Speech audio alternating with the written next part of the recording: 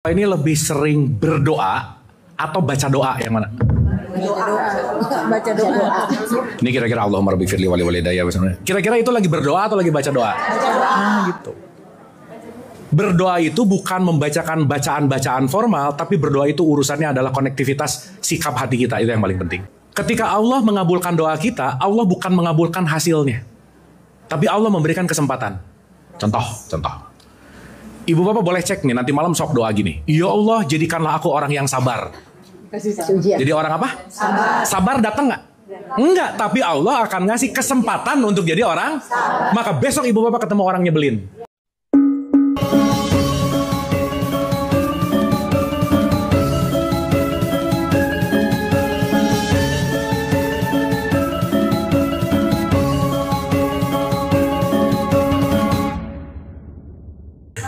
A'udzubillahi minasyaitonirrajim. Bismillahirrahmanirrahim. Robbi a'udzubika min hamazati sayatin wa a'udzubika robbi ayahdurun. Robbi srohli sodri wa yassirli amri wahlul 'uqdatam min lisani yafqahu qauli. Assalamualaikum warahmatullahi wabarakatuh.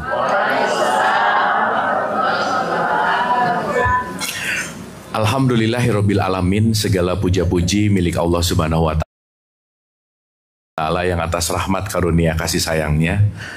Salawat serta salam juga kita lupakan, kita sampaikan kepada seluruh nabi dan rasul, wabil khusus baginda besar kita Rasulullah Muhammad Shallallahu Alaihi Wasallam, kepada para sahabat-sahabatnya, tabiin, pemuka-pemuka agama, wali-wali Allah, pejuang-pejuang bangsa, dan senantiasa sampai kepada kita sampai akhir zaman. Amin, amin ya Allah ya Rabbal Alamin. Ibu bapak sehat semuanya? Alhamdulillah. Nah, silahkan duduknya nyaman dulu, santai. Baik, ibu dan bapak, sebelum kita mulai, ada baiknya kita hening dulu sejenak ya, supaya kita bisa hadir utuh di sini saat ini, karena pikiran tuh kan maunya ke masa depan, ke masa lalu gitu ya. Ibu bapak bisa pura-pura merhatiin saya, padahal pikirannya mikirin dapur gitu misalnya. Kita berdoa untuk ibu bapak kita. Ibu bapak kita manusia biasa yang pasti punya kesalahan. Mari kita maafkan kesalahannya, dan mari kita lestarikan kebaikannya. Dan kita doakan siapapun yang sedang sakit dalam keadaan musibah, dan siapapun yang terlebih dahulu meninggalkan kita. Wabil khusus mari kita hening sejenak untuk bermunajat. Senantiasa siang hari ini kita sama-sama dilancarkan untuk mendapatkan hikmah. Al-Fatihah. A'udzubillahi minasyaitonirrajim. Bismillahirrahmanirrahim. Alhamdulillahirabbil alamin. Ar-Rahmanirrahim. Malik yaumiddin. Iyyaka na'budu wa iyyaka nasta'in. Ihdinas siratal mustaqim. Siratal ladzina an'amta 'alaihim ghairil maghdubi 'alaihim waladdallin. Ini karena perdana saya disclaimer panjang dulu ya ibu bapak ya. Jadi saya footnote dulu sedikit nih. Saya datang ke sini bukan mau menceramahi, bukan mau ngasih wejangan, bukan mau tausiah. Kenapa? Tidak pernah ada orang berubah karena sering dikasih ceramah tuh nggak berubah, Bu. Jadi ibu-ibu mau pengajian puluhan tahun tapi dongeng mulu, nggak berubah aja udah. Maka saya datang ke sini bukan mau ngedongeng, bukan mau ceramah, bukan mau ngasih wejangan, tapi saya mau belajar bersama gitu. Setuju? Setuju. Oke ya. Karena mau belajar berarti saya juga murid, ibu bapak juga murid. Di sini nggak ada guru murid, di sini semuanya murid dan murid. Jadi jangan merasa digurui sama saya, jangan merasa diceramahi sama saya, karena kita nggak ada bedanya sih sebenarnya. Kita sesama murid yang lagi mau belajar untuk bertumbuh. Murid dalam bahasa Arab dari kata aroda. Aroda itu artinya yang berkehendak. Ini nggak ada urusan sama guru murid lebih atas lebih bawah, nggak. Siapapun yang berkehendak itu namanya adalah murid. Saya datang ke sini berkehendak, maka saya juga adalah murid. Ibu bapak datang ke sini berkehendak, berarti ibu bapak juga murid. Kita sama-sama berkehendak, karena kalau kita tidak berkehendak, kita nggak akan dapat apa-apa gitu. Nah jadi apapun yang nanti dititipkan, dialirkan melalui saya, pertama itu bukan punya saya, dan yang paling penting itu semua adalah konteks untuk kita sama-sama berkontemplasi. Yang ketiga, semua pembelajaran bukan untuk orang lain, tapi untuk diri sendiri. Jadi apapun yang ibu bapak dapetin, please nomor satu, yang diingat-ingat jangan orang lain. Contoh nih, saya tuh 14 tahun, 15 tahun udah muter-muter ke kajian dan lain-lain ibu bapak. Rata-rata, begitu bahas sesuatu, itu yang jadi subjek utamanya tuh temennya. Misal, Nanti begitu bahas, jangan jadi orang pelit. Itu yang kepikirannya pasti sahabatnya. Ih dia banget gitu. Iya jadi ingat tetangga saya. Nah gitu.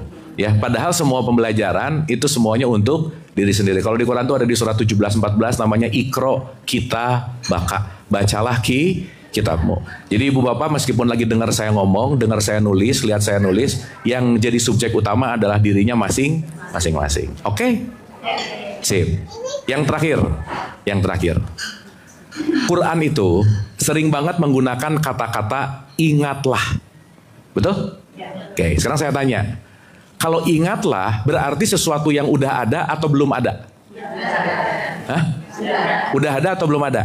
Nah, yang kedua, kalau nanti ada kata-kata innalillahi wa inna ilaihi rajiun, kita semua datang dari Allah dan akan kembali ke Allah, berarti kita lagi kembali ke tempat yang familiar atau ke tempat yang gak familiar? Ke tempat baru atau ke tempat lama? Ah gitu. Maka kalau Quran disebut sebagai peringatan, bahasa Inggrisnya disebut reminder. Jadi ibu bapak datang ke sini cuma mau mengingat kembali. Mengingat apa? Berarti sebenarnya udah ada belum? Udah. Semuanya udah ada semua di dalam. Cuman semuanya lupa. Cuman apa bu pak? Nah, ini nggak ada urusan sama usia, nggak ada ya, nggak ada. Ini bukan urusan umur. Karena nanti kita ngerti siapapun yang duduk di sini yang mengajari ibu bapak, semuanya itu kayak bidan yang menolong kita melahirkan. Karena yang akan terlahir bukan dari mana-mana tapi dari dalam. Kita hanya sedang mengingat-ingat ulang. Makanya peringatan itu sebetulnya udah ada, tapi kita lupa dan kita lagi mengingat. Makanya pemberi peringatan itu hanya untuk mengingatkan bahwa semuanya ada loh di situ. Dan semua hanya kembali kepada diri kita masing-masing. Oke? Oke ya? Oke, saya tuh kemarin asal jeplak aja kita ngomong apa, jati diri gitu. Tapi mungkin kita pemanasan dulu sedikit boleh ya? Kita warming up dulu gitu. Oke. Saya mau memulai begini, Ibu dan Bapak. Kalau kita mau bicara dalam konteks apapun, kalau ada kata-kata innalillahi wa inna ilaihi rajiun. Pernah dengar nggak itu? Pernah ngomong? Kira-kira ngomong itu kalau lagi apa? Ada yang hilang, ada yang meninggal. Ya, itu jawaban tipikal banget sih ya. Itu jawaban kebanyakan orang begitu. Oke, nggak salah sih. Tapi mari kita selami begini, Ibu Bapak.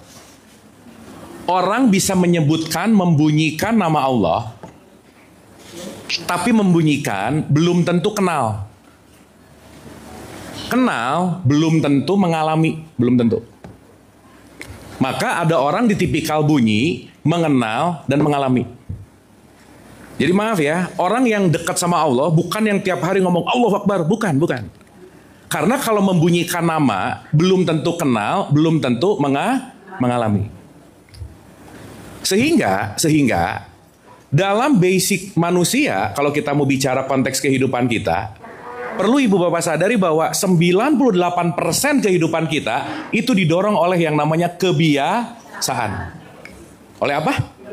Oke. Termasuk jawaban ibu bapak kebiasaan nggak? Nah. Oke? Maka karena kebiasaan yang mendorong kita, maka kebanyakan orang ngomong dulu baru mikir. Benar nggak? Bereaksi dulu baru mikir. Melakukan dulu baru mikir. Sehingga kebiasaan yang diulang-ulang tentu saja tidak meningkatkan yang namanya kesadaran. Contoh, nggak usah jauh-jauh nih. Ibu bapak begitu ada orang yang meninggal, refleks nggak ngomong innalillahi wa inna ilaihi rajiun? Kira-kira itu kebiasaan nggak? Jadi kalau kebiasaan, jangan-jangan ngomongnya juga nggak sadar. Betul nggak? Karena konteksnya hanya dalam wilayah yang namanya kebiasaan. Maka ada kebiasaan, ada kebenaran. Ada apa bu? Satu apa tadi? Yang kedua? Yang bahaya karena kebiasaan dianggap benar. Betul nggak? Jadi ibu-ibu ini sering membiasakan kebenaran atau membenarkan kebiasaan? Yang mana? Membenarkan kebiasaan. Udah biasanya juga gini, jadi benar, betul nggak? Betul nggak?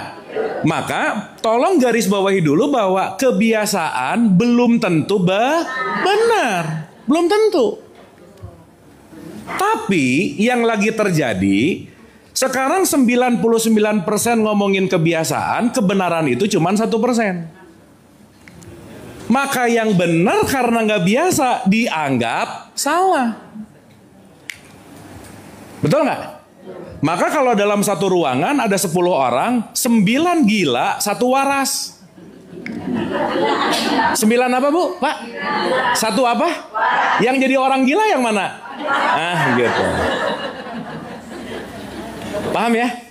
Nah sebelum saya lanjut lebih dalam, jadi saya lagi ngomong sama yang mana nih?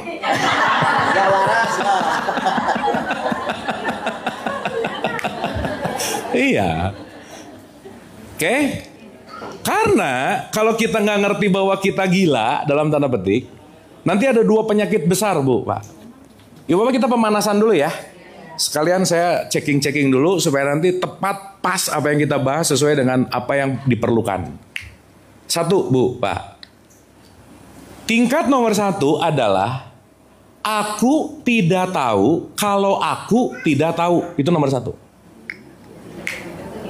Coba diulang Ibu Bapak. Aku tidak tahu kalau aku. Nah, ini yang paling bahaya. Karena kalau aku tidak tahu karena aku tidak tahu, kecenderungan di level 1 itu pasti menilai orang lain. Pasti aja. Ngejudge, ngerendahin, menilai. Makanya kalau dia nggak tahu dirinya nggak tahu sesuatu yang berbeda, pasti dia anggap salah gitu. Ini cepat banget nyalah-nyalahin. Beda dikit salah, beda dikit bid'ah, beda dikit kafir gitu misalnya. Kenapa? Penilaian terjadi karena orang malas mikir. Maka mikir tuh nggak mudah Bu, Pak. Makanya saya datang ke sini bukan mau ngedongeng, tapi mau ngajak mikir. Dan orang-orang yang kajian jarang mikir, males gini-ginian. Karena ujung-ujungnya biasanya cuma nanya benar atau enggak, salah atau enggak, bagusnya gimana. Dia pengen ke hasil tapi dia tidak mau menikmati prosesnya. Padahal dalam hidup itu urusannya proses bukan hasil. Ibu ngerti gak kenapa kalau kita doa sama Allah, Allah gak langsung ngasih? Supaya belajar. Karena begitu, ya Allah jadikan kaya, ya Allah jadikan oke, ya Allah pengen Lamborghini dapat. Belajarnya di mana gitu? Maka hidup bukan masalah hasil, tapi bagaimana kita mencintai prosesnya. Oke? Aduh lemas-lemas gini, ini oke nggak? Ya memang jam segini diajak mikir berat sih, memang. Sip ya? Dapat ya? Nah minimal kita nggak terlalu lama di kelas 1 nih. Minimal gitu aja. Maka ibu bapak maaf loh ya. Kita kadang mispersepsi dalam menilai soleh dan soleha. Itu dilihat dari ritualnya. Itu belum tentu loh. Belum tentu. Karena konteks yang namanya ritual sebagai jembatan, outcome-nya itu ujung-ujungnya adalah perilaku mau gak mau gitu. Nah yang kedua, aku tahu kalau aku tidak tahu. Gimana? Aku tahu kalau aku tidak tahu. Sip.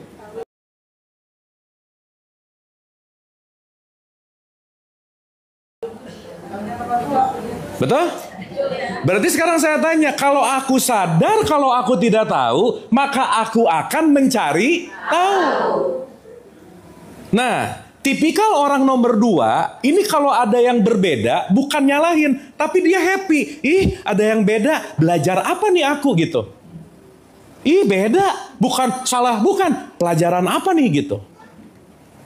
Jadi kalau misalkan kita melihat yang berbeda langsung menyalahkan, fix kelas 1 aja udah. Nah, tapi kalau ngelihat berbeda bahwa aku cenderung tertarik karena ada beda, pasti ada poin pembelajaran baru. Itu minimal di nomor 2. Oke? Oke? Jadi ibu bapak di 1 atau di 2? Oh bagus, mantap. Nah gitu udah. Nah, saya cuma mau tahu itu aja sih gitu. Ya. Soalnya nanti bakal banyak sesuatu yang mungkin ibu bapak baru dengar, baru ngerti. Yang akhirnya jangan-jangan kita melimitasi pengetahuan. Ibu bapak ingat ya, rumus utama hashtag kita, sebanyak-banyak yang kita tahu, lebih banyak yang kita nggak tahu. Bener nggak? Jadi daripada karena sadar banyak nggak taunya, mending mencari tahu dan mengurangi tingkat sok tahu, udah gitu.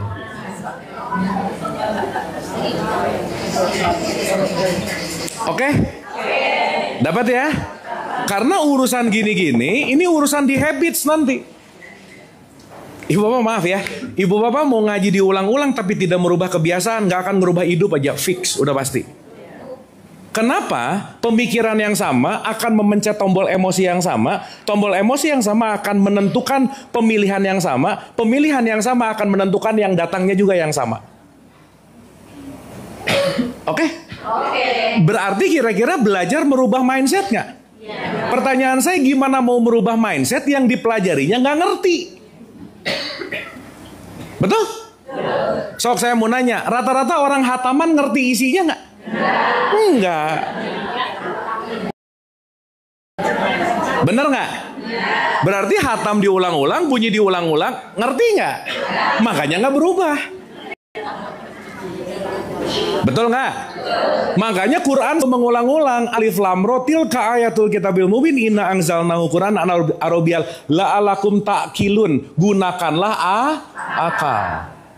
Karena kalau akal nggak digunakan, yang lagi digunakan adalah kebiasaan. Oke? Berarti perubahan perbaikan menggunakan akal atau menggunakan kebiasaan? Hah? Kalau mau lebih baik, akal atau kebiasaan? Berarti ibu bapak harus tahu dulu kebiasaan apa yang aku harus rubah. Betul nggak? Oh, ini kebiasaan buruk aku, kayaknya aku mau rubah deh. Kalau aku nggak tahu kebiasaan apa yang aku ubah, apa yang mau dirubah gitu. Makanya perlu banget, saya yakin lah kalau udah ada Kang Amin di sini, kiai-kiai, ustadz-ustadz di sini, top lah udah pengajiannya. Artinya, saya yakin di sini bukan hanya bunyi, tapi tahu esensi dan maknanya gitu. Oke? Yo, jangan amin-amin, ada Kang Amin loh di belakang. Amin, amin. Nanti dia tiba-tiba ke depan lagi. Siap, Yai. Kang Amin tuh paling senang deket makanan, jadi nggak mau di sini dia. Oke ya? Sip ya? Oke, jadi siap jadi nomor 2 nggak? Oke? Yuk kita kosongin. Karena kalau belajar ada penuh isinya, mau ditetesin gimana juga pasti luber gitu. Makanya ibu bapak, jadilah pemula setiap saat. Karena kalau kita jadi pemula setiap saat, kita mau belajar pasti. Jangan datang ke pengajian ngerasa advance, begitu ngomong, udah tahu nih gitu, udah tahu. Susah belajarnya gitu. Sip ya? Nah ibu bapak, saya ngerti banget, ibu bapak ngajinya udah jago banget, udah tinggi banget. Tapi saya mau ngajak ke pelajaran anak TK, boleh nggak? Boleh. Gitu. Kita belajar basic, boleh? Kita belajar hal-hal dasar, boleh? Karena bisa jadi ngajinya urusan langit mulu, lupa membumi gitu. Nah jadi kita agak landing sedikit, kita belajar basic, kita belajar hal-hal yang simpel hari ini. Tapi teraplikasi. Karena yang penting sekali lagi bukan taunya. Jangan jadi obesitas pengetahuan tapi perilaku nggak berubah gitu. Taunya banyak sih, tapi hidupnya gitu-gitu aja. Maka transformasi dari knowledge, pengetahuan menuju perilaku. Kata kuncinya menggunakan akal. Oke? Sip? Paham? Kita mulai, bismillah. Mulai ya. Nah cukup pemanasannya ya. Udah anget-anget belum?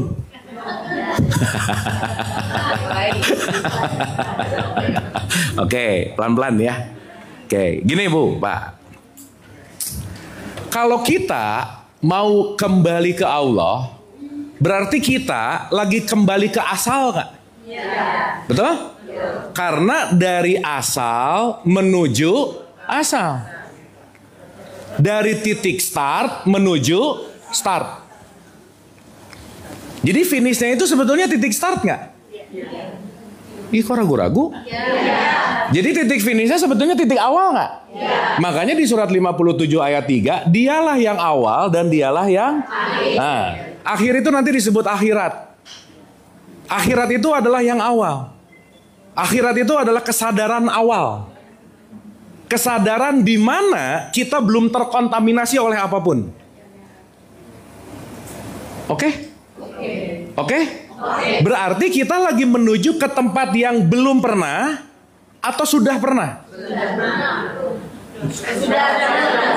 Nah, mulai.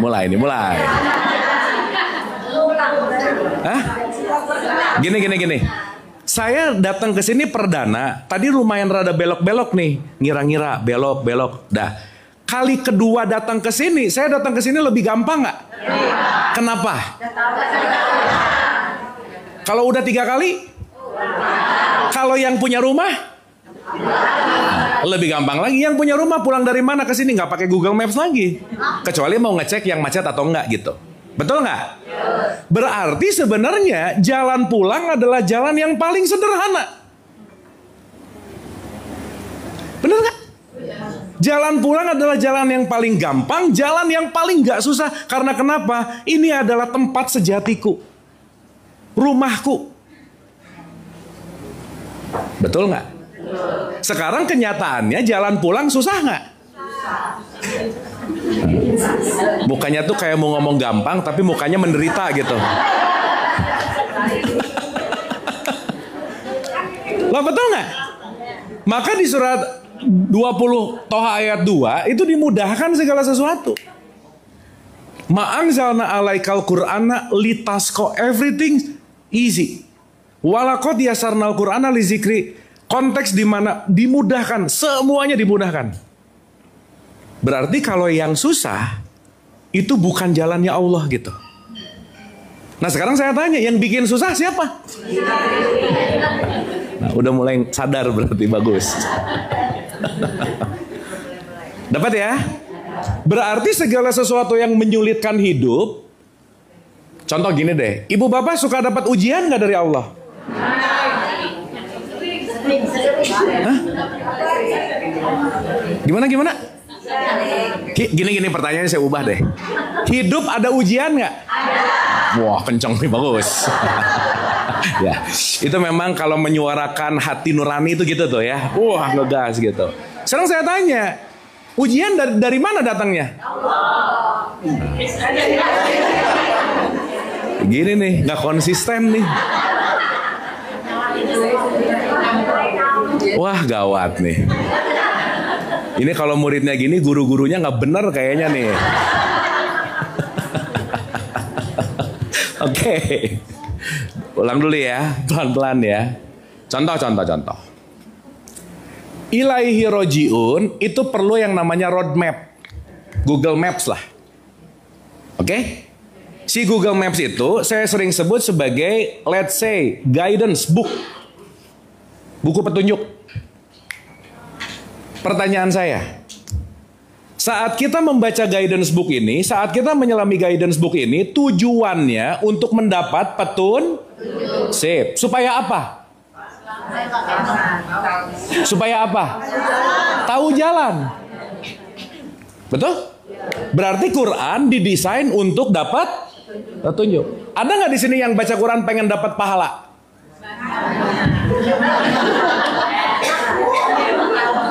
Bener nggak? Yang dihitung 1 huruf 10, 20. Jadi selesai ngaji hitung-hitungan, 3.000 nih gitu. Oh itu dulu sih. Oh dulu ya. Sekarang masih sih. Bener nggak?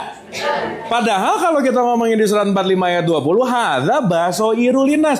Quran petunjukku untuk kesini. Pertanyaan, petunjuk untuk ke tempat baru atau ke tempat lama?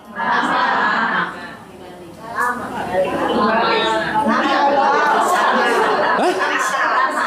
Ke tempat berarti semuanya berarti udah ada belum? Nah gitu. Artinya pulang ke Allah itu bukan jarak aku mau ke Allah dengan 1 kilo, 2 kilo, bukan.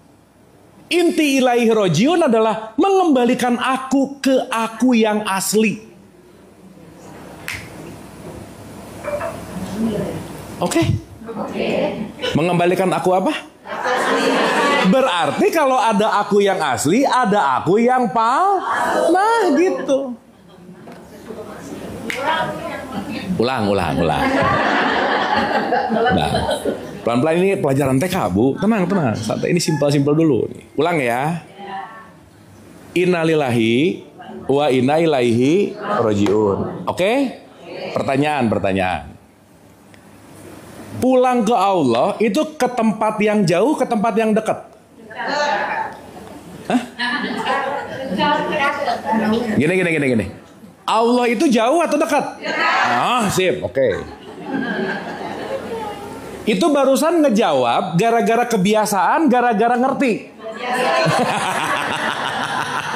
Iya, pasti tahu dari ustadz-ustadz ini kan. Ini ustadz-ustadz ini ngomong Allah dekat di kopi. Jadi saya tanya, Allah dekat nggak? Dekat, kata siapa? Kata kiai, gitu misalnya. Pasti Pak Husain pernah ngomong inilah, gitu. Betul nggak? Jadi mengucapkan sesuatu belum tentu mengalah. Nih, tapi lumayan ibu bapak udah tahu Allah dekat gitu. Meskipun mungkin mekanismenya nggak ngerti. Betul nggak? Nah, sekarang logikanya, kalau Allah itu dekat, bahkan lebih dekat dari urat leher, berarti titik pulang, tempat yang dekat, tempat yang jauh. Nah gitu. Betul nggak? Berarti kalau gitu, tempat untuk pulang adalah tempat yang paling dekat. Di mana?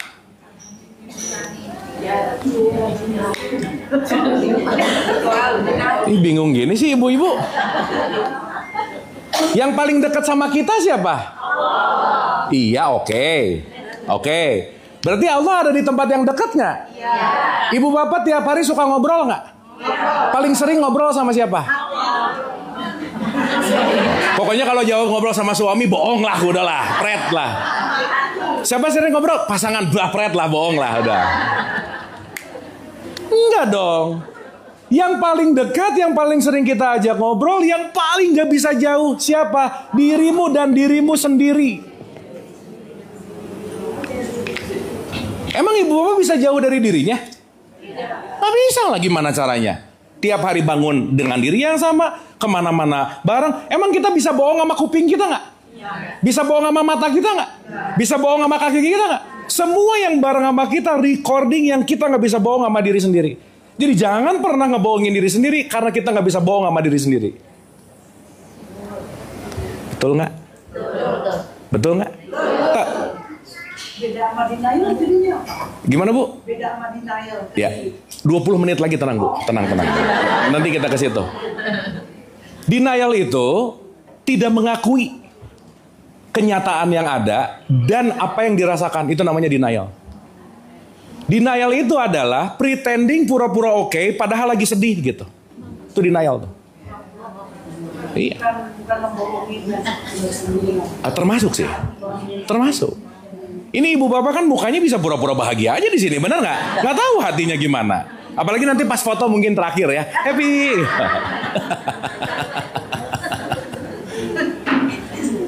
Oke dulu sampai sini. Oke. Berarti sekarang saya tanya, kalau kita ngomongin ilaihi rojiun, kaitan eratnya sama siapa? Ini. Berarti diri kaitan eratnya juga sama Allah. Betul nggak? Berarti sekarang saya tanya, diri ini ada untuk apa kalau gitu? Diri ini ada adalah mikroskop untuk aku mengenal. Nah gitu.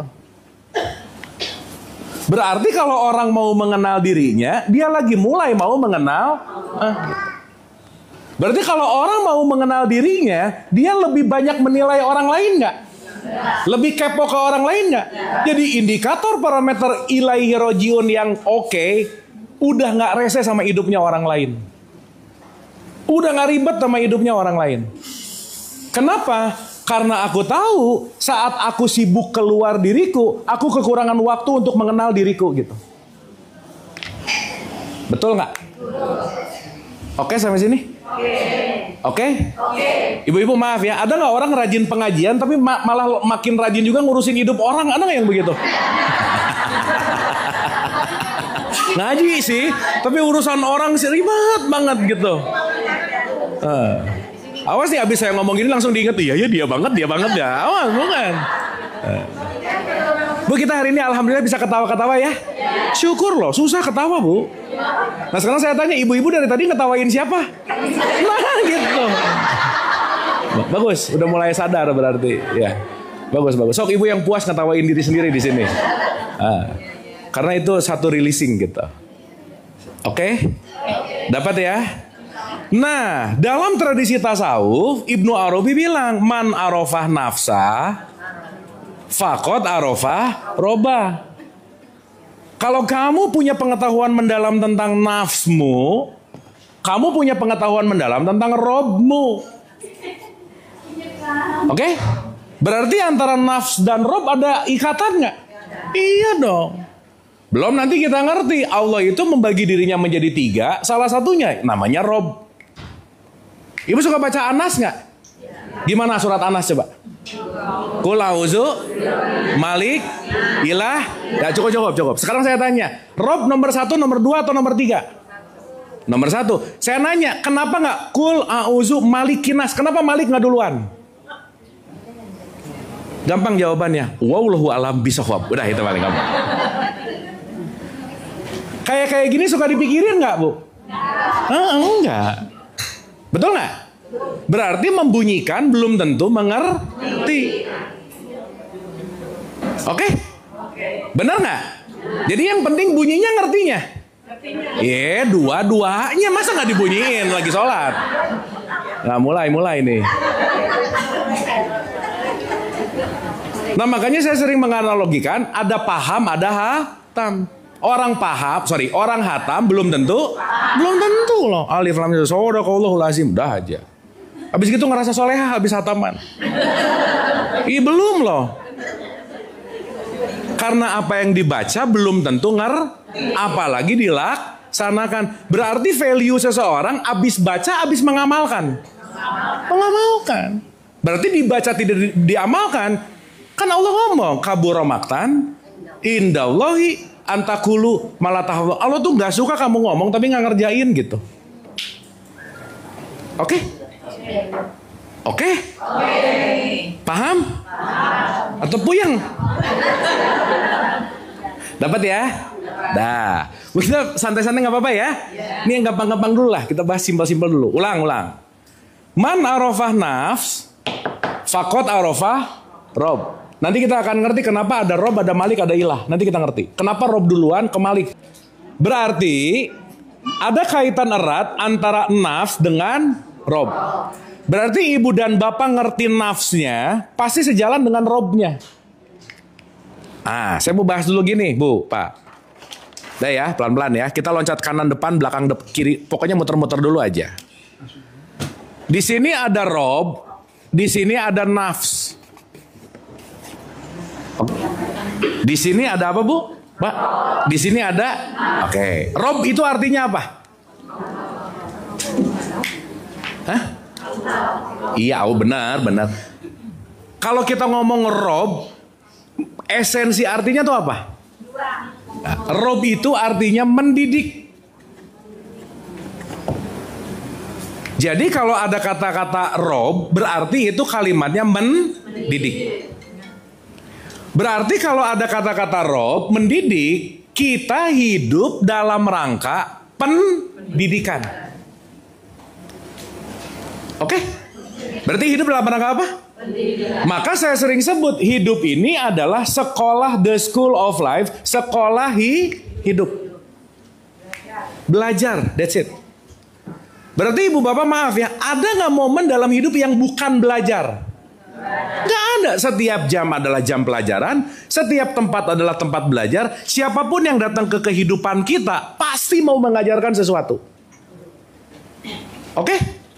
Berarti ketika kita ketemu sama siapapun, kita lagi ketemu sama orang yang akan mengajarkan sesuatu. Nah, kalau level-level 1 yang tadi agak sombong gak mau ngambil pelajaran, kita ngelihat orangnya tapi tidak mengambil pelajarannya.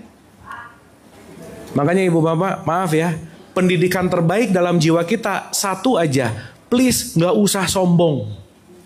Karena kalau sombong yang rugi kita. Karena kenapa? Jadi orang sombong susah bertumbuh jiwanya. Kenapa? Kita ngelihat orangnya tapi kita nggak ngambil pelajarannya. Oke, sampai sini. Berarti ibu bapak kalau ketemu orang nyebelin, ingat Allah lagi ngerob, lagi mendidik. supaya nafs atau jiwa kita ini terdidik. Berarti kita lagi melakukan pendidikan jiwa nggak kira-kira? Sip, mantap. Kapan pendidikannya? Sampai kapan? Begitu udah baru beres. Paham ya? Jadi kita punya mindsetnya jangka panjang. Kalau kita punya mindset jangka panjang, kita akan ngerti bahwa oh ini. Jadi ibu bapak jangan pernah mikir ini kapan sih beresnya. Nggak akan beres bu pak. Masalah satu selesai akan ketemu masalah berikutnya. Namanya juga kenapa hidup adalah pendidikan jiwa. Oke? Aduh diem gini, ini oke nggak ini? Oke? Berarti setiap momen apapun ingat baik-baik itu lagi mendidik jiwa. Berarti pada dasarnya jiwa ini terdidik atau tidak terdidik? Tidak terdidik, bahasa saya sering disebut bandel gitu kira-kira. Atau kalau boleh pakai bahasa yang lebih simpel, semakin terdidiknya jiwa itu disebut sehat fungsional. Semakin tidak terdidik namanya sakit. Makanya hari ini banyak orang yang sakit. Nah gitu. Ibu jangan ketawa loh. Tadi ngetawain siapa? Nah jadi ibu-ibu, bapak-bapak maaf ya. Tolong ingat baik-baik, bumi itu adalah rumah sakit jiwa besar. Semua penduduknya sakit, tapi kadarnya beda-beda. Paham? Jadi kalau ibu bapak ketemu orang nyebelin, ya udah aja, sesama pasien rawat jalan. Dia sakit, saya juga sakit. Cuman kadarnya beda-beda gitu. Betul nggak? Sekarang saya tanya, orang yang sembuh kalau sadar dirinya sakit. Sampai kapanpun kalau nggak nyadar dirinya sakit nggak akan bisa sembuh. Karena kesembuhan datang ngerti kalau aku sakit. Oke? Jadi ibu bapak mau sembuh nggak? Berarti menyadari sesuatu nggak? Apa kesadarannya? Gitu. Iya, karena kalau aku sadar aku sakit, aku pengen sembuh. Maka nggak akan banyak ngejudge dengan siapapun di luar diri kita gitu. Oke? Dapat ya? Dah. Ulang sekali lagi. Ibu silakan bu. Jadi nggak perlu emosi kalau kita ketemu sama orang yang nyebelin kayak gitu ya? Betul. Itu kalimat tepat banget. Nggak perlu emosi. Gitu. Tapi waspada. Beda-beda, nanti beda. Bentar ya, bentar. Ini oke sampai sini? Oke? Ngerti ibu bapak? Oh, insya Allah sih. Nah itu jawaban sistem 1 tuh. Insya Allah, dikit-dikit. Ada orang lagi makan. Masa makan insya Allah, jelas-jelas lagi makan. Insya Allah gimana sih gitu. Ibu bapak, sorry ya. Ibu bapak kalau ngelihat orang yang dikit-dikit subhanallah, udah gak usah terlalu amazed. Kenapa? Rata-rata latah. Ini cuman kebiasaan, cuman pengen kelihatan religius dikit gitu. Iya. So, ibu bapak maaf loh ya, menjadi Islami, menjadi sadar, bukan mengganti jadi dikit-dikit fi amanillah gitu. Barokallah gitu. Enggak. Kita disuruh Islami bukan disuruh Arabi, beda. Jadi dikit-dikit sekarang udah gini bahasanya, makin soleh, belum tentu. Oke? Sip ya? Dah. Ulang sekali lagi ya. Sekali lagi. Ada rob, ada nafs. Ini kaitannya sama innalillahi wa inna ilaihi rajiun. Berarti tempat pulang yang dekat yang jauh. Berarti tempat pulang ke tempat yang dekat. Esensi yang paling terdekat dengan kita apa? Nah gitu. Jadi ibu bapak kalau mau pulang kemana? Nah udah beres. Selama ini hidup dulu, mati, baru pulang. Betul gak? Nunggu mati baru jauh dong. Betul gak? Padahal Allah dekat apa jauh? Sekarang saya tanya, berarti ibu bapak lagi hidup sekarang bisa pulang nggak? Siap dipanggil nggak?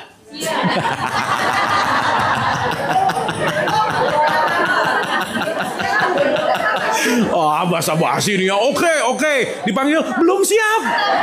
Ibu bapak maaf ya, mau siap kek nggak mati aja. Bener nggak? Iya. Nah cuman mindset paradigma konvensional itu gini, kebanyakan nunggu dulu mati baru pulang.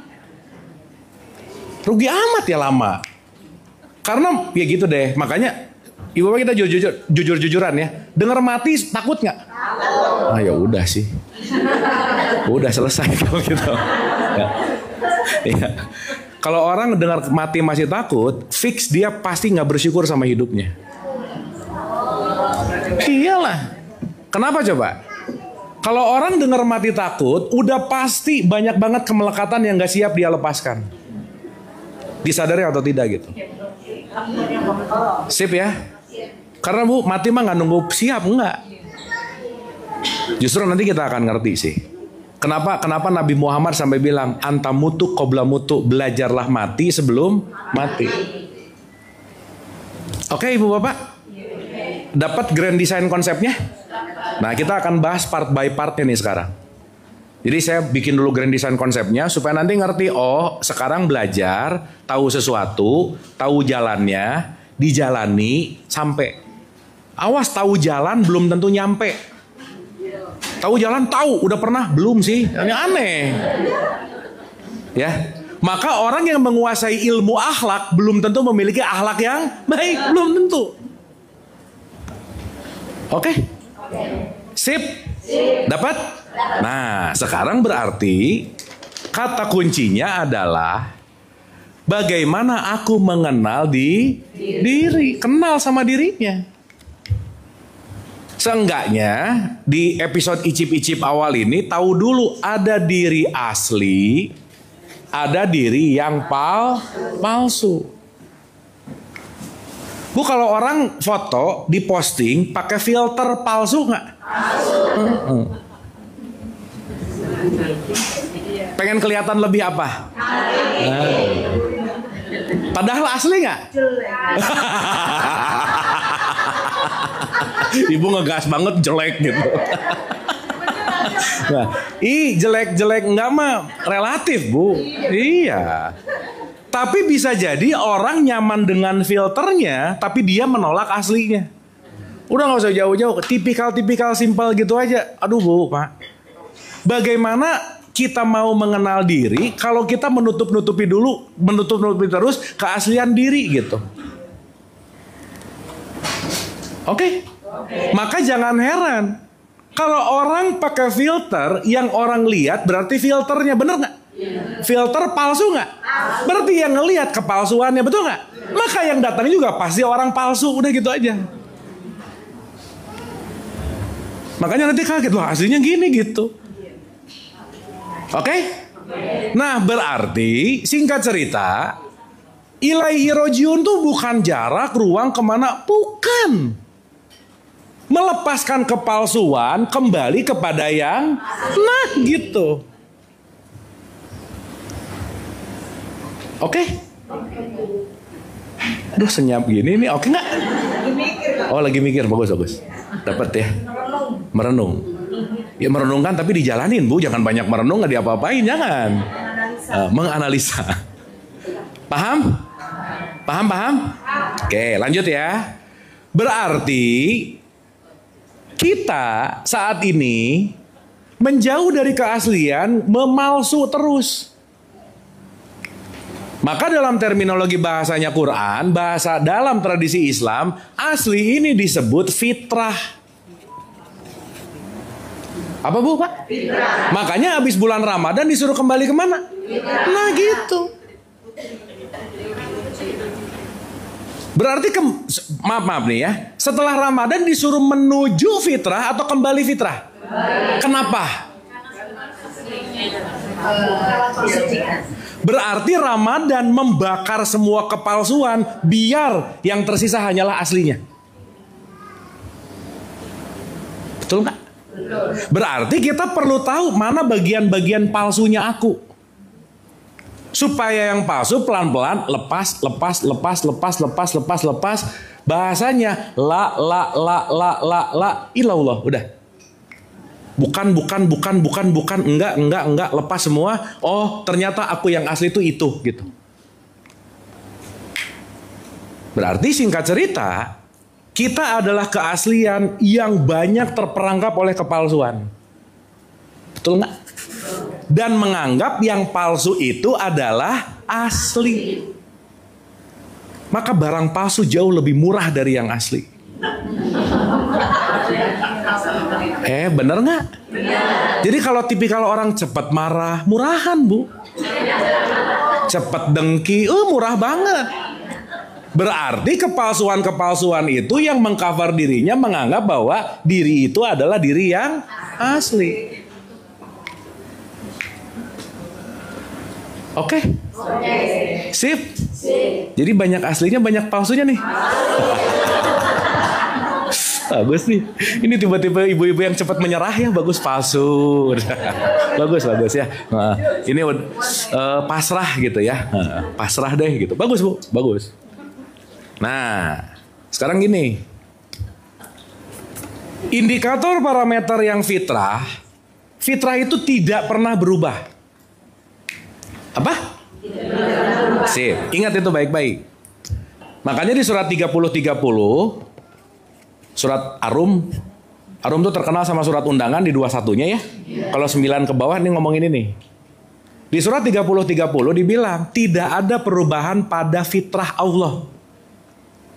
Dan itulah yang benar. Tapi kebanyakan manusia tidak mengetahui. Oke? Berarti banyak orang nggak tahu yang aslinya yang mana. Kenapa? Terperangkap dalam kepalsuan.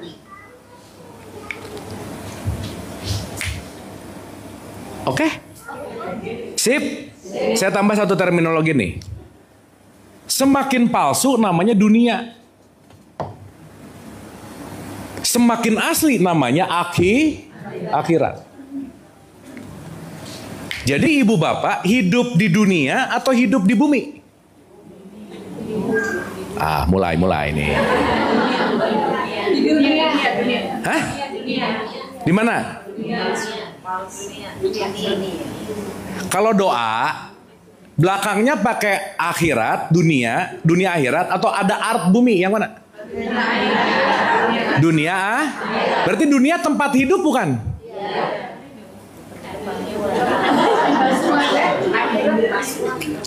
Mulai. Adam waktu diturunkan menjadi khalifah fil ard, bukan fil dunia loh. Khalifah di muka. Berarti Adam diturunkan kemana? Berarti tempat hidupnya? Jadi kita hidup di? Nggak jawab gitu barusan ah. Ayo pusing nggak nih? Iya. Berarti nanti kita ngerti mau ngomongin dunia, mau ngomongin akhirat, mau ngomongin barzah, mau ngomongin surga, mau ngomongin neraka, bukan ngomongin tempat. Oke? Tapi berbicara aku lagi pada kesadaran palsuku atau aku lagi pada kesadaran asli. Semakin memalsu, semakin permainan di situ. Semakin mengasli, semakin genuine. Maka disuruh ilaihi rojiun. Ya Bapak jangan mikir ilaihi rojiun sekali cet pulang. Enggak gitu. Kita berbolak-balik, maka sering disebut perbolak-balikan itu namanya kolbu. Bolak-balik. Dan hidup kita nggak bisa lepas dari berbolak-balik, up and down, nggak bisa. Karena juga namanya hidup. Maka dalam konteks ini hidup tuh selalu gini nih. Kadang di atas, kadang di Bintaro. Kadang di bawah, kadang di atas. Selalu gini gak? Yang bahaya lagi di bawah pengen di atas, lagi di atas gak pengen ke bawah. Padahal ini yang disebut kenyataan. Berarti masalah hidup kita apa sih? Apa yang aku inginkan. Ini disebut yang namanya permainan dan senda gurau. Tapi perjalanan kita dari sini menuju asli, inilah disebut ilaihi rojiun. Sampai sini oke? Aduh, makin lemes ya. Oke nggak ini? Dapat ya? Dapat. Dah, pelan-pelan ya, pelan-pelan. Kita icip-icip dulu lah hari ini ya, nggak apa-apa ya. Oke, yang penting ada taste-nya dulu gitu. Oh ya, tapi ibu bapak ada satu poin yang menurut ibu bapak membangkitkan, fokus aja di situ. Karena wadahnya beda-beda. Jadi pulang pengajian nggak usah nanya sama temennya, ngerti nggak? Udah nggak usah ditanya, udah. Ya udah, karena ngertinya beda-beda pasti udah. Begitu nanti temennya ngerti aku, dianya nggak, aduh aku nggak ngerti. Nah, nanti minder gitu kira-kira. Sip ya, ini bukan hal yang untuk dibandingkan, bukan. Karena kan wadahnya beda-beda. Betul nggak? Maka ada yang dapat di sini. Yang penting get something, dapat sesuatu. Oke? Sampai tahapan ini udah dapat sesuatu belum? Oh, sih mantap. Top. Ya, dirasa-rasa tuh. Oke, that's it gitu. Nah, ini kan sebetulnya lagi muhasabah nih. Ibu pernah muhasabah nggak? Ya ini muhasabah ini. Muhasabah itu menghisab diri. Ngecek ke dalam. Makanya saya banyak nanya supaya ibu bapak punya waktu nanya ke dalam. Dicek nggak? Ya, jadi muhasabah tuh bukan kumpul rame-rame nangis-nangis bareng. Bukan. Tapi checking aku di mana nih sekarang. Karena Bu, maaf ya Pak. Boleh jadi yang di dalam ini rindu banget untuk diajak ngobrol. Cuman kitanya sibuk banget sih gitu. Sampai kita sibuk sehingga kita nggak punya waktu buat diri sendiri. Anyway, tolong ingat ini baik-baik. Tidak ada orang yang akan mencintai kita sebaik aku mencintai diriku sendiri. Titik udah. Dan nanti kita akan ngerti bahwa perjalanan kembali ke Tuhan, ke Allah, perjalanan yang tidak bisa diwakilkan. Oke? Sip? Paham ini? Paham nggak? Nah, lanjut. 1.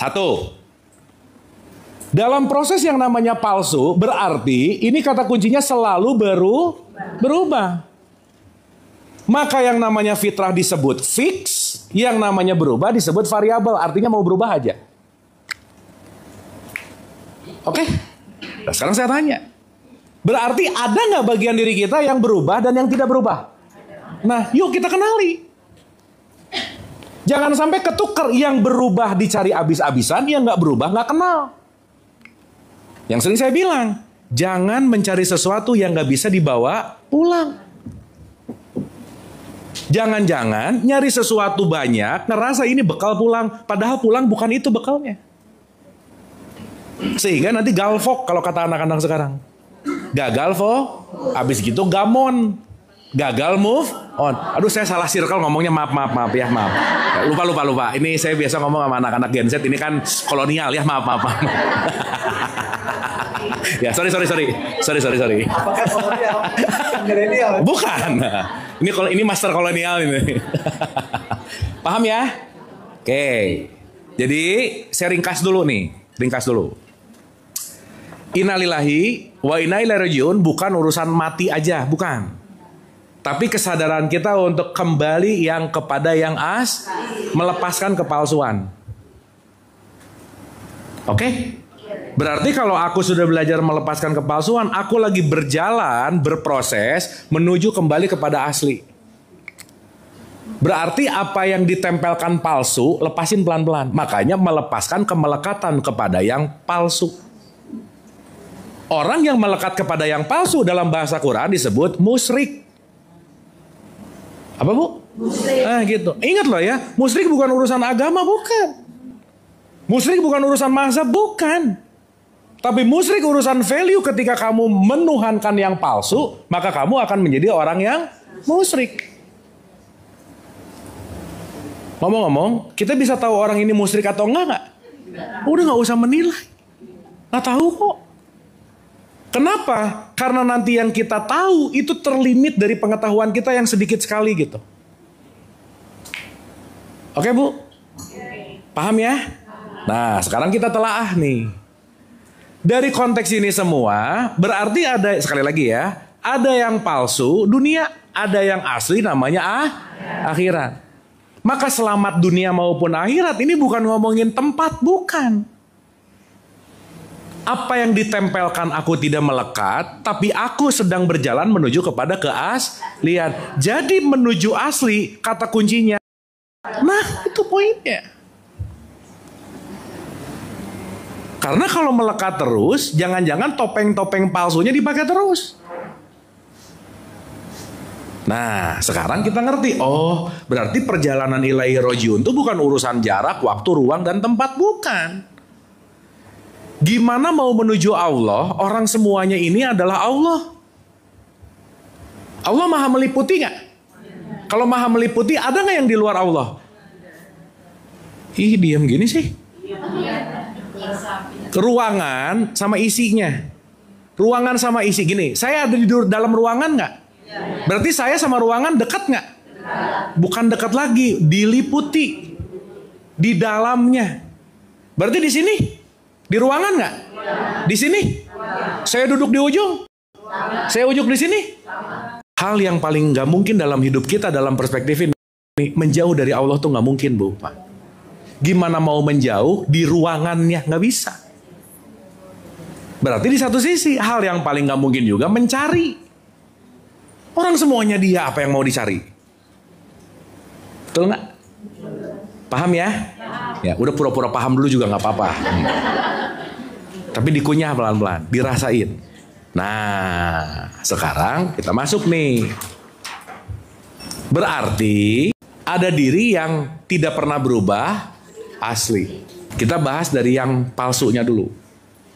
Contoh, ibu bapak, kalau ada orang lain baru kenal ke kita, nanya, Anda siapa? Jawab apa? Misalnya gini, ibu siapa? Jawab apa? Nah, nama, betul? Oke, sekarang saya tanya, nama itu asli atau palsu? Palsu. Iya, bawa kakak nih, ini nama asli saya gitu.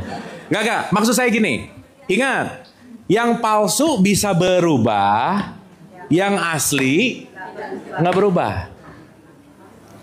Atau gini deh, gini. Ibu bapak ini manusia.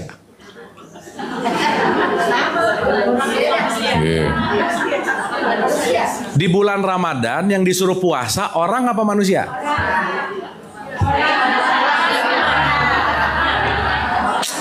Gawat nih. Ya ayyuhalladzina amanu ku alaikumus kama alalladzina min qablikum la'alakum. Oke. Sering dengar ayat ini nggak? Tahu isinya nggak? Hai. Jelas kalimatnya. Betul? Berarti puasa levelnya untuk siapa? Ibu bapak orang apa manusia? Oh, tadi manusia, sekarang orang ah. Ini labil lah. Nah, sekarang saya tanya, apa bedanya orang sama manusia? Kalau manusia luas. Manusia apa, Bu? Luas gimana maksudnya? Semua, tapi kalau orang itu menuju pilihan. Badannya pilihan. Pilihan apa? Pilihan orang beriman. Pilihan yang Jadi ibu orang apa manusia? Orang. Iya benar, Bu, benar, nggak salah. Ada lagi? Gini. Ibu bapak kalau ketemu teman baru, mana yang ditanya? Bu, orang mana atau Bu manusia mana? Yang mana? Nah, orang mana? Beda nggak? Beda. Di Quran nggak ada kalimat orang yang mulia. Selalu kalimatnya manusia yang mulia. Makanya akhir Quran itu nas. Manusia bukan basyar, orang, bukan. Makanya nas. Makanya katanya insan kamil. Nggak ada basyar kamil, nggak ada. Ada wong, ada menungso, ada jelema, ada jelema manusia. Beda. Oke sampai sini? Dah ya, gini. Palsu itu nanti wilayah orang. Tapi asli wilayah Nah gitu. Apa bedanya? Orang yang beriman itu manusia. Sedangkan orang itu beriman. Orang yang beriman itu manusia. Sedangkan orang belum tentu beriman. Sedangkan orang belum tentu beriman. Jadi ibu orang apa manusia? Manusia sekarang. Ya, bagus ya. Bagus. Manusia sekarang. Benar bagus, Bu. Benar. Iya kan? Bu nggak ada jawaban yang salah, nggak ada ya. Ya, tapi jawaban menentukan dirimu sih memang. Kayak nggak apa-apa juga. Nggak apa-apa. Oke, gini loh. Gini. Ibu kalau beli gula, yang dicari manisnya. Bener nggak? Oke. Ibu bisa bedain mana gula dan manis nggak? Gula dan manis bisa bedain nggak? Iya dong. Gula esensinya manis. Paham? Berarti sekarang saya tanya, yang punya nilai jadi rupiah warna putih gulanya atau manisnya? Itu namanya nilai. Jadi kalau ngomongin manusia lagi berbicara nilai. Tapi kalau ngomongin orang, ngomongin kemasan, namanya identitas. Kalau gula disimpan bisa narik semut, yang menarik putihnya si gula atau manisnya gula? Nah, berarti penilaian siapapun tidak terletak dari keoranganmu, terletak dari kemanusiaan. Jadi seruangan ini sesama manusia yang berbeda identitas. Orangnya yang beda. Contoh. Ulang. Itu tuh mukanya kayak ngerti sih ya. Contoh. Ulang ya. Innalillahi. Apa artinya? Semua berasal dari dan akan kembali ke. Tapi kalau ketemu teman baru, ibu asli mana? Ngomong apa? Iya, daerah mana misalnya? Bandung, Bogor, Jawa. Betul nggak? Padahal semua berasal dari gimana? Tapi kan nggak kapan kalau dari mana dibilang. Iya sih. Tapi jangan nanti abis ini ngerti terus bener sok-sokan. Wih, mau begitu ketemu teman baru. Ibu berasal dari mana? Aku berasal dari Allah. Udah jangan gitu juga. Biasa aja.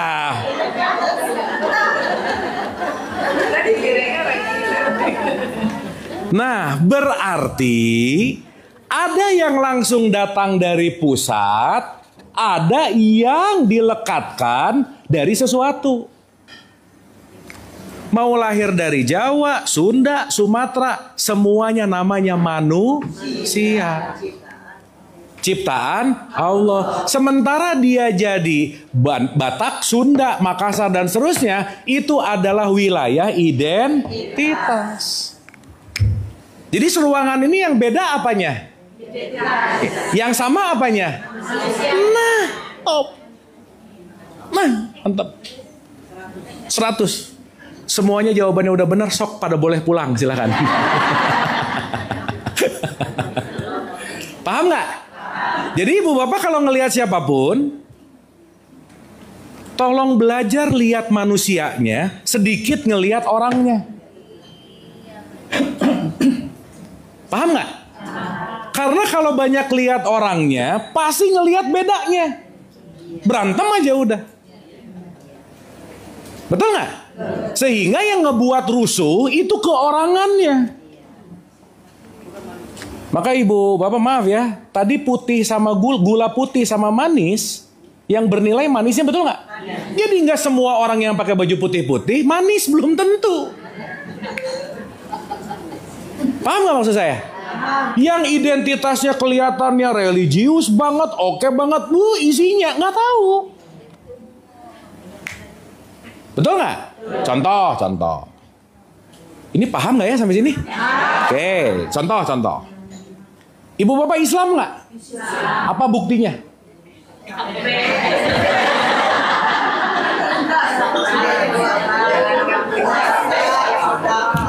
Udah ya, saya mau nanya dulu.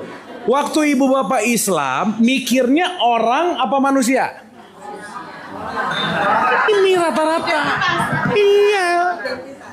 Makanya kita ini orang Islam yang belum tentu Muslim. Belum tentu. Karena ada orang Islam, ada sifat Islami. Maka orang yang KTP-nya Islam belum tentu. Jadi penilaian Allah di orangnya, di manusianya. Mantap, top, udah. Jadi kalau ibu bapak dengar inna dina indallahil Islam, itu nggak ngomongin ini, tapi berbicara tentang nilai. Pertanyaan, bisa nggak KTP-nya nggak Islam tapi Islami banget? Bisa.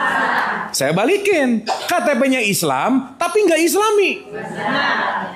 Jangan banyak sih, ada aja. Paham? Oke?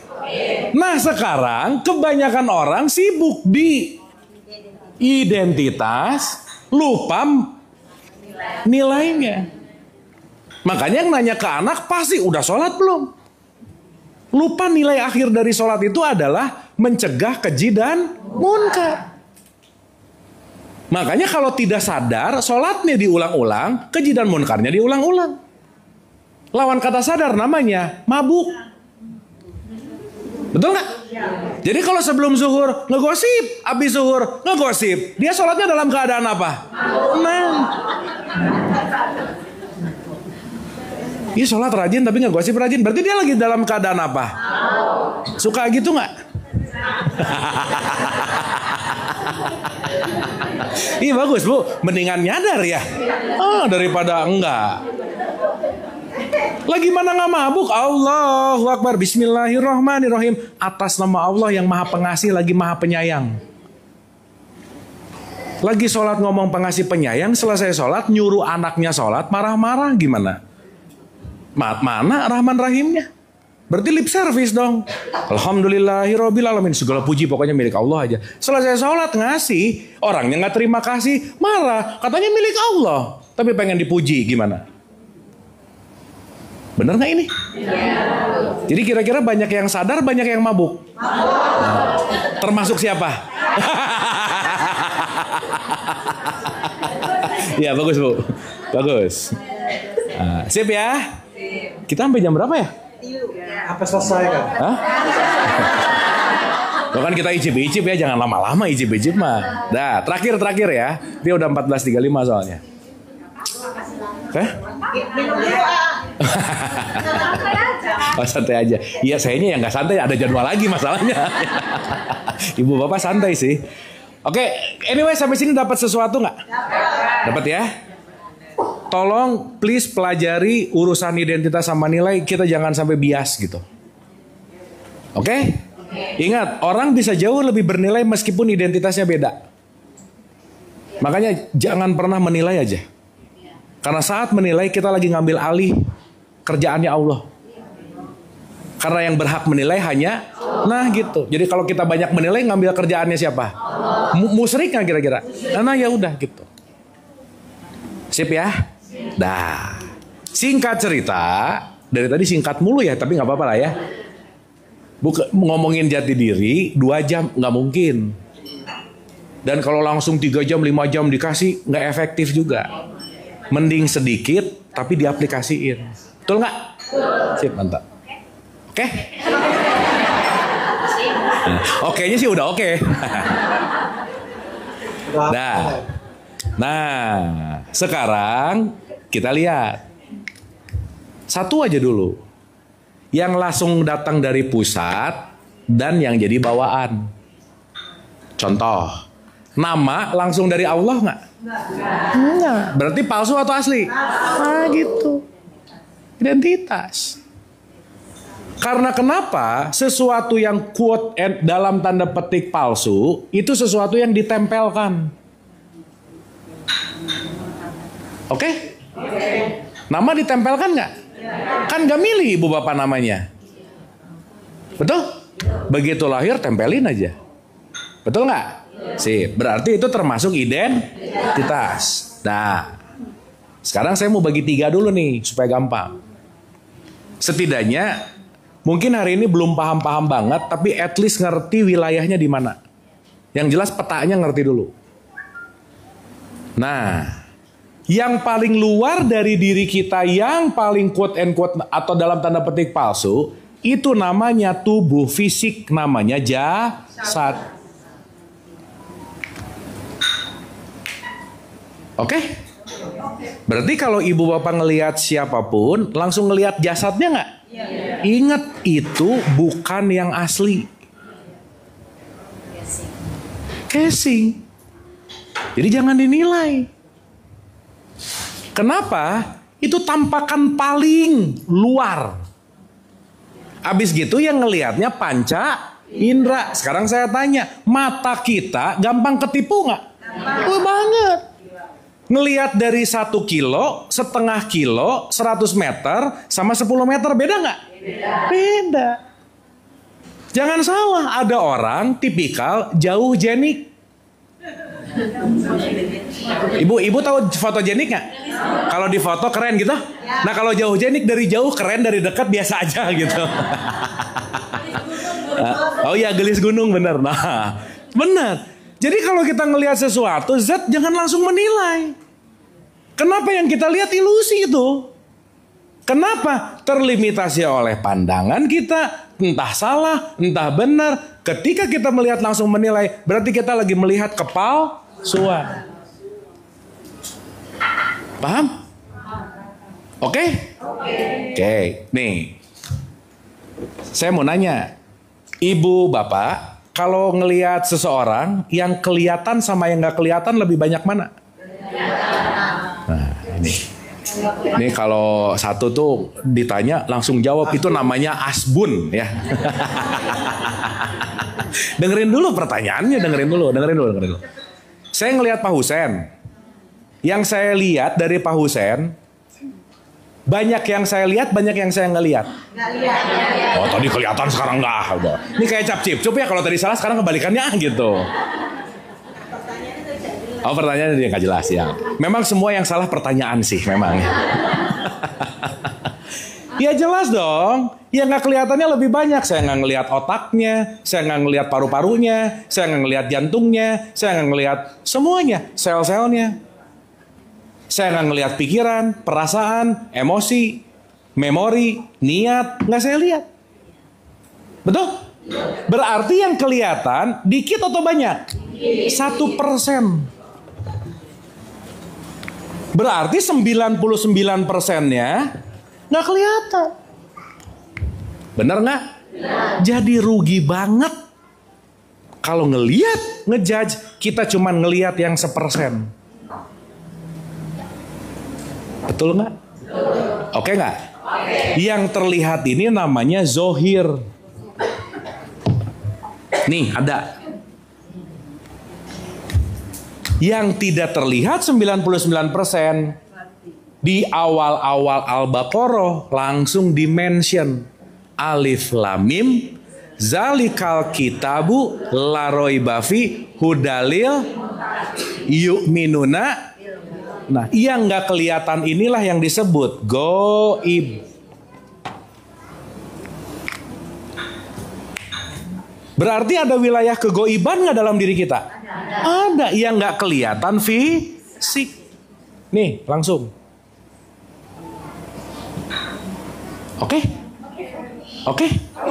Berarti ibu-ibu, ya, mayoritas makhluk tertampak atau makhluk tidak tertampak? Nah, ini sering disebut karena goib, disebut dalam tanda petik karena ini keras, ini halus.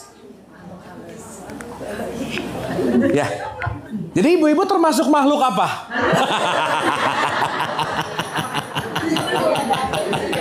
Iya. Karena lebih banyak goibnya daripada kelihatannya. Oke? Oke? Artinya masuk ke wilayah di sini ada part dari diriku yang bukan kemasan, tapi inilah nanti yang kita sebut sebagai jiwa. Paham? Jiwa seseorang kelihatan nggak? Enggak, tapi tertampak dari perilaku. Jiwa menampakkan lewat ucapan. Jiwa menampak melalui tindakan, postingan, respon, omongan. Betul nggak? Jadi ibu bapak, kalau ngelihat ada orang ngomong kasar, berarti jiwanya lagi sakit. Bener nggak? Berarti kalau jiwanya sakit, perlu diobatin nggak? Perlu kasih sayang nggak? Jangan dimarahin balik lagi, sakit udah aja. Ya mungkin kita lebih sakit sih. Kita ibu bapak maksudnya. Paham nggak? Paham ya? Karena kenapa? Semua yang tertampak pada jasad itu terproyeksi dari jiwa. Makanya Quran selalu ngomong kulun nafsin. Ngomonginnya bukan ini, tapi ngomonginnya ini. Ya ayat Tuhan nafsu, nafs juga. Jadi urusannya konteksnya jiwa. Berarti sekarang saya tanya, semua ritual itu urusan jiwa bukan? Iya, cuman jarang dipakai. Sok, saya mau nanya, ibu bapak kalau lagi sholat itu kegiatan jasad atau kegiatan jiwa? Wah, yang benar. Kira-kira kalau sholatnya gini, Allah, rakaat 2, rakaat 3. Nah, itu kira-kira dia lagi menjasad, lagi menjiwai. Oh, boro-boro menjiwai, rakaatnya aja lupa. Benar nggak? Kebanyakan orang sholat, kegiatan jasad, jiwanya nggak terhubung. Makanya saya punya rumus, Bu, Pak. Sholat tanpa jiwa namanya senam. Yoga. Benar nggak? Puasa tanpa jiwa namanya diet. Umroh haji tanpa jiwa namanya wisata. Jadi ininya bertumbuh, ininya melakukan, tapi ininya nggak tumbuh. Oke? Jasad menua nggak? Pasti nggak? Tapi mendewasa itu pilihan. Tidak semua orang menua. Bukan gitu. Tidak semua orang menua pasti mendewasa. Belum tentu. Jadi saya lagi ngomong sama orang tua atau orang dewasa? Oh, bagus. Maka orang tua belum tentu. Dia belum tentu. Wih, sepuh. Oh, sepuh juga kalau kekanak-kanakan mah kekanak-kanakan aja. Bener nggak? Sip. Oke. Terakhir. Ini udah 14.45 ya, nggak kerasa. Dah. Jangan atuh Bu. Maghrib, jangan. Ini bisa bedain dulu nggak?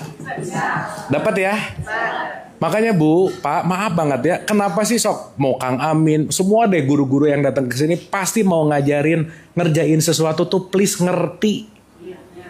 Karena pengertian itu yang membuat jiwa kita bertumbuh. Kalau kita ngerjain sesuatu nggak ngerti, nggak akan tumbuh. Makanya di 1736, janganlah kamu melakukan sesuatu yang kamu tidak mempunyai pengetahuan tentangnya. Oke? Jadi ngerti dulu baru ngerjain atau ngerjain dulu nggak ngerti-ngerti? Yang mana? Sip ya? Dapat ya? Nah, mudah-mudahan kajian-kajian ini membuat ibu bapak pengertiannya naik. Ya amin sih. Itu amin latah sih biasanya ya. Pengertian naik tuh bukan di pengajian, bukan. Selesainya aplikasi baru naik. Oke? Satu lagi terakhir. Ya. Jadi orangnya itu namanya jasad. Oh, orang. Inilah. Tapi jasad satu-satunya diri kita bukan?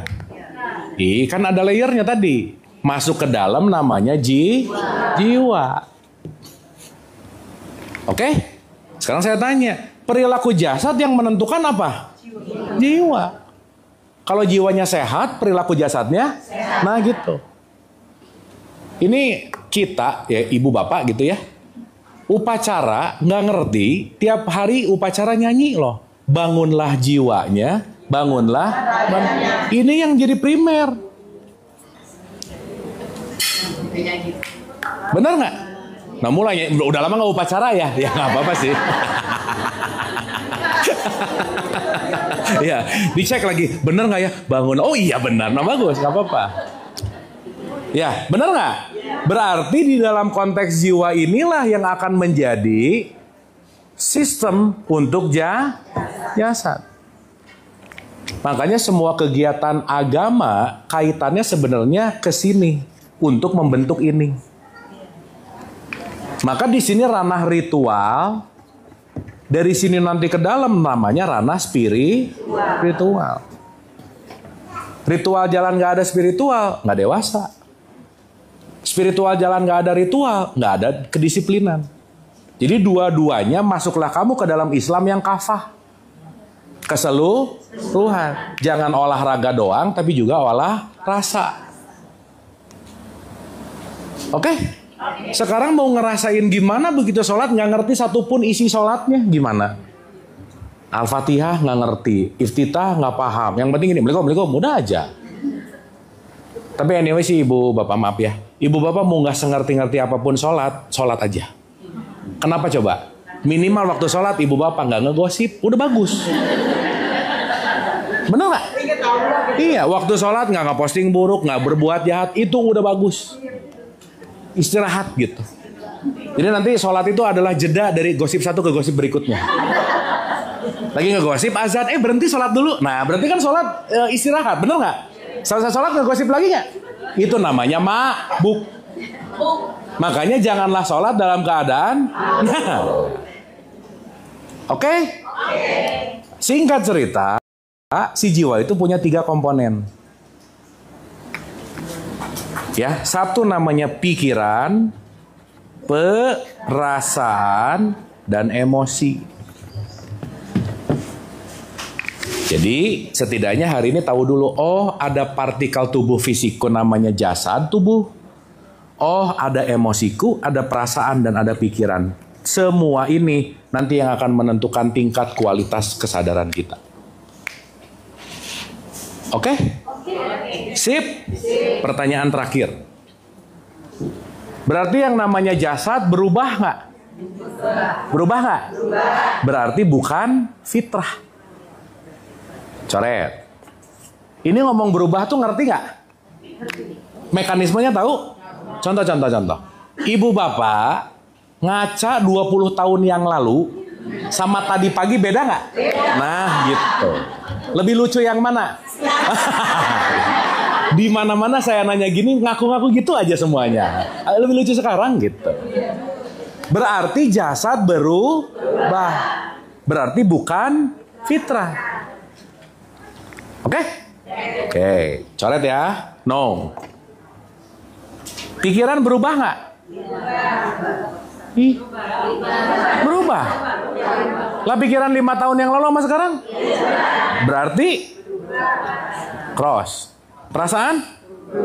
Cross. Emosi? Berarti jiwa fitrah bukan? Ulangi. Ulangi. Fitrah itu nggak pernah berubah. Yang berubah namanya non fitrah. Oke? Jasad mah udahlah ya. Tapi ngomongin jiwa itu isinya pikiran. Berubah nggak? Berarti jiwa fitrah bukan? Bukan. Nah, kalau dua-duanya bukan fitrah, berarti fitrah cuman yang satu, namanya ruh gitu. Nah, udah jangan dipikirin dulu nanti kapan-kapan. Cuman ibu bapak yang penting ngerti dulu, oh ternyata aku ini adalah punya jasad. Oh, aku ini adalah punya jiwa. Oh, aku ini ada partikel ruhnya juga. Jadi kita segitiga sama sisi antara ruh, jasad, dan jiwa. Paham? Berarti tiga-tiganya harus dikasih nutrisi nggak? Iya. Ini bentar lagi ngopi. Itu nutrisi apa? Jasad. Kalau nutrisi jiwa kapan terakhir dikasih nutrisi jiwanya? Sekarang. Ini pengajian nutrisi jiwa bukan? Bukan. Orang datang ke sini mau nebeng makan siang kok. Enggak, gini loh. Nutrisi jiwa itu bentuknya takwa.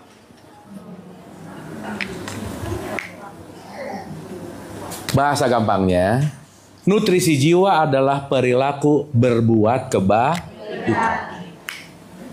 Jadi waktu ibu bapak berbuat kebaikan berarti lagi ngasih nutrisi jiwa. Jadi orang yang jarang berbuat kebaikan jiwanya pasti kering. Oke? Maka Nabi Muhammad selalu kalau ditanya apapun, begitu ditanya who is the best man, jawaban Nabi Muhammad keren banget. Khairun nas anfa'uhum, sebaik-baik manusia adalah yang bermanfaat bagi manusia yang lain. Maka isilah nutrisi jiwa kita dengan penuh kebaikan. Oleh karena itu jangan pernah lelah menjadi orang yang selalu berbuat baik. Terima kasih, saya balikin dulu ke MC.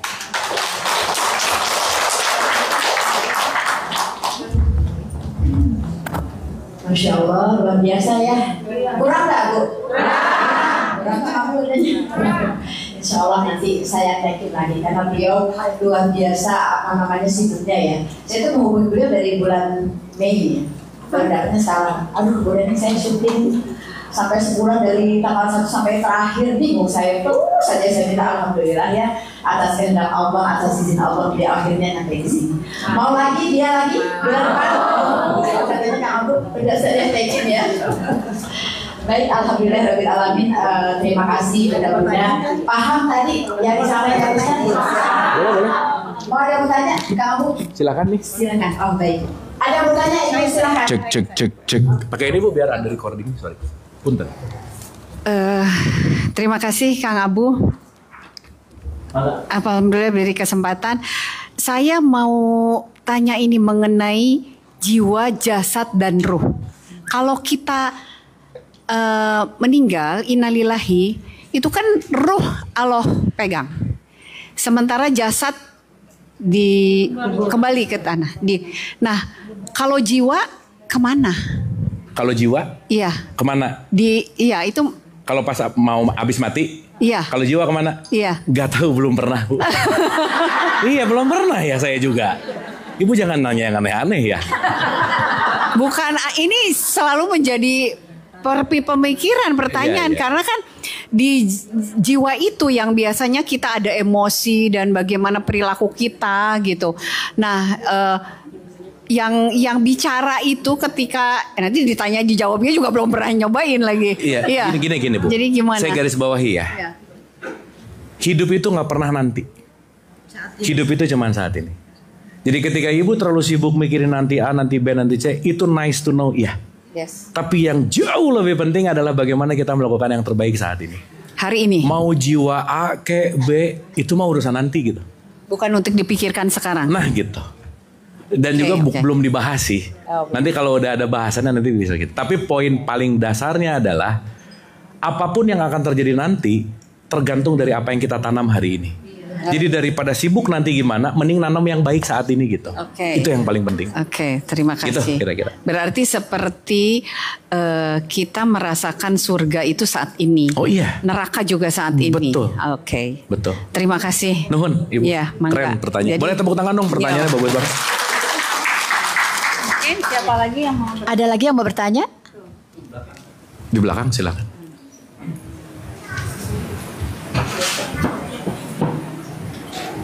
Assalamualaikum Pak. Salam Ibu. Saya Yunita mau nanya. Tadi kan Bapak bilang katanya musyrik itu sesuatu yang sekarang ini banyak kan operasi plastik yang ke Korea kemana gitu. Ya. Itu kalau misalnya melakukan itu termasuk musyrik apa enggak? Kalau bayar dan lunas nggak apa-apa Bu. Urusannya dia sih gitu. Gitu ya. Karena kepalsuan yang terdalam dan terbahaya itu bukan kepalsuan fisiknya, tapi kepalsuan jiwanya. Gitu. Ada lagi yang Gitu ya, Bu, ingin ya? bertanya? Gitu, jadi mau orang operasi plastik apa urusan dia, Bu. Ibu nggak usah ikut pusing gitu. Ya, yang penting dia bayar, selesai. Yang bahaya kalau ngutang nggak bayar-bayar, itu bahaya. Oke Bu. Baik, ada lagi yang mau bertanya? Oh, siap.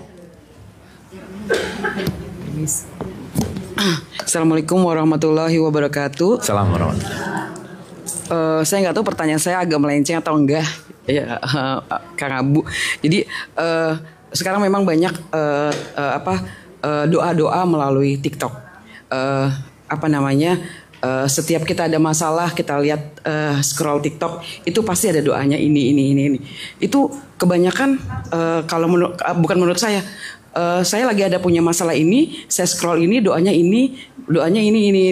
Setiap saat pada selesai sholat, kita baca ini semua.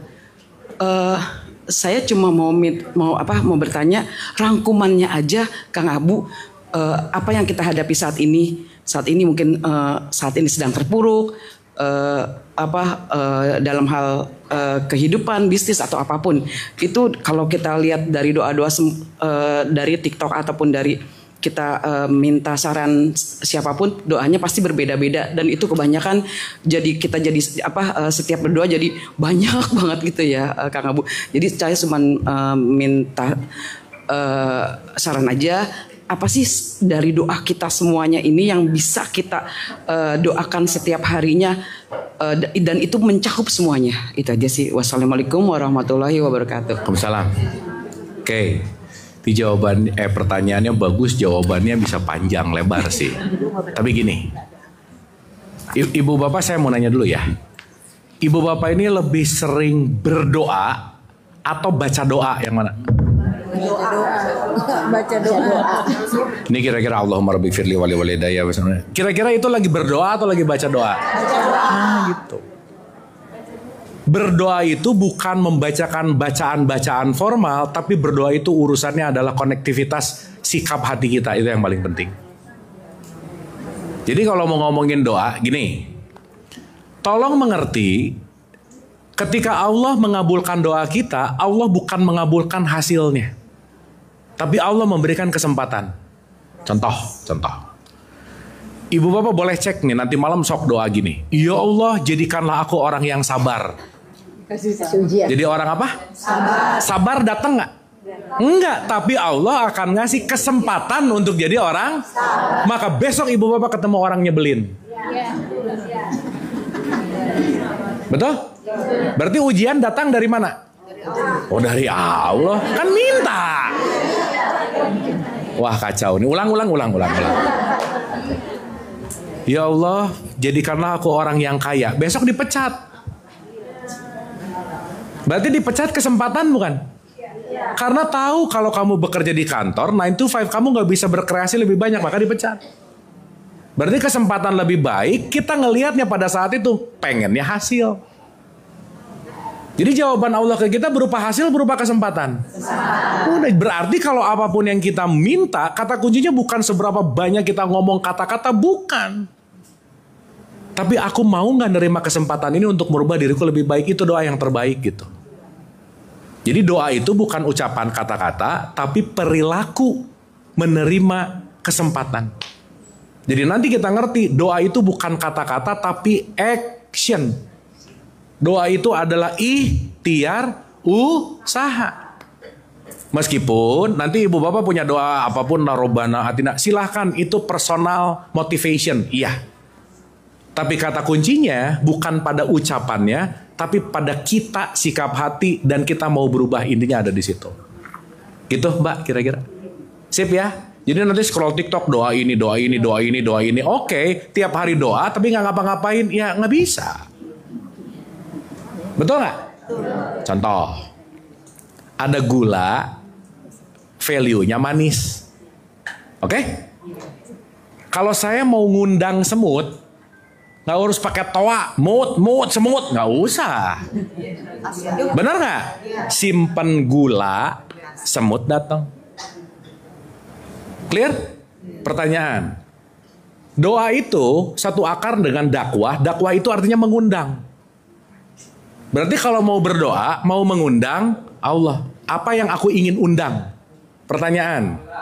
Ketika saya nyimpan gula dan ada manisnya, semut datang nggak? Karena semut akan terundang oleh manisnya. Paham? Paham? Sekarang saya tanya, kalau gulanya saya kasih wadah, wadahnya saya kasih tulisan garam, semut datang nggak? Ih kok enggak?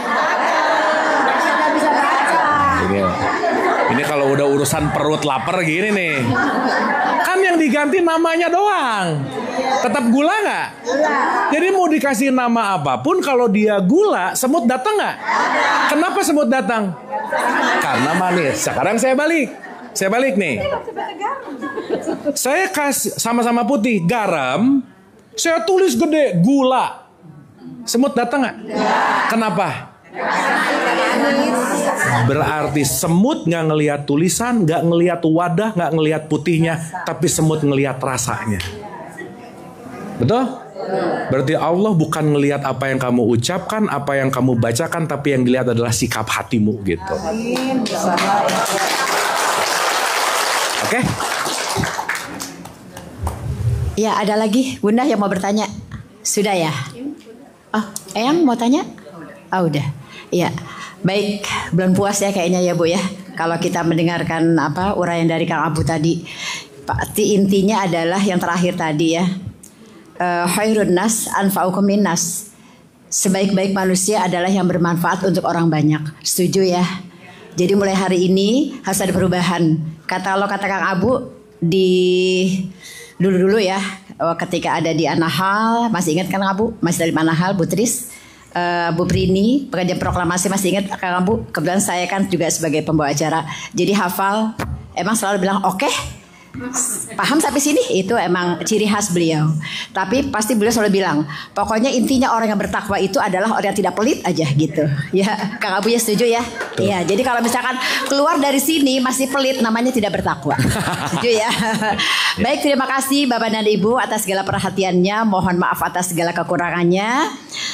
Saya akhiri dengan membaca doa kafaratul majlis ya. Semoga keluarnya kita dari sini apa yang kita rasa tadi di hati dan di pikiran yang mungkin ada rasa gimana gitu terhadap kanan kiri kita, yaitu hilang insya Allah ya, gugur dosa-dosa kita. Mari sama-sama kita tutup dengan doa kafaratul majlis. Subhanakallahumma wa bihamdika asyhadu an la ilaha illa anta astaghfiruka wa atubu ilaik. Billahi taufiq wal hidayah. Wassalamualaikum warahmatullahi wabarakatuh.